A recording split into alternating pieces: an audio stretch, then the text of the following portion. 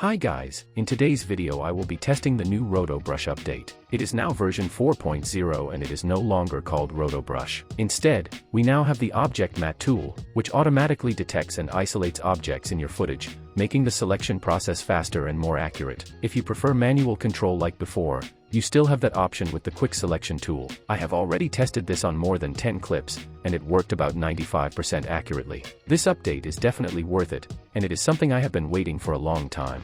Before we continue, if you want these exact shakes, I've linked my AM Film Shake preset pack in the description. Just drag and drop and your edits instantly look more dynamic. Alright, let's get back to it. Select the Object Matte tool and click on the car to create a mask. You don't need to manually trace the entire object. A single click is enough to generate the selection. As you can see, the result is already very accurate. There may be a few small areas that need correction, but those can be fixed quickly using the quick selection tool.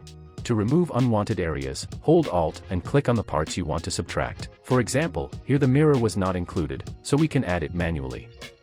Clean up the remaining spots, and now the final result looks clean and precise. Before, I would spend around 1 or 2 minutes rotoscoping a car like this, but now it can be done in just seconds, which is a huge improvement. Now let's test smaller objects, like the car logo. I will try selecting only that area with the Object Matte tool and see how it performs.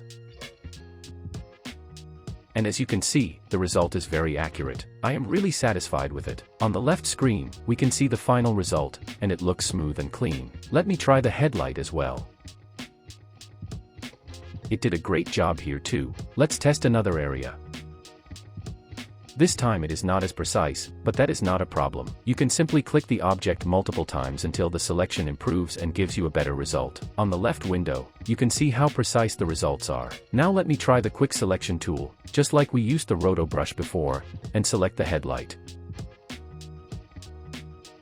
The result looks very clean and accurate. With version 4, the selection sticks to the object very well once you freeze it. As I mentioned earlier, I tested this on more than 10 clips, and around 95% of the time the results were very precise. If you have not updated After Effects yet, now is a good time to do it. This update can save you a lot of time when masking. Hope you found this video helpful. Thanks for watching, and if you enjoyed it, please give it a like.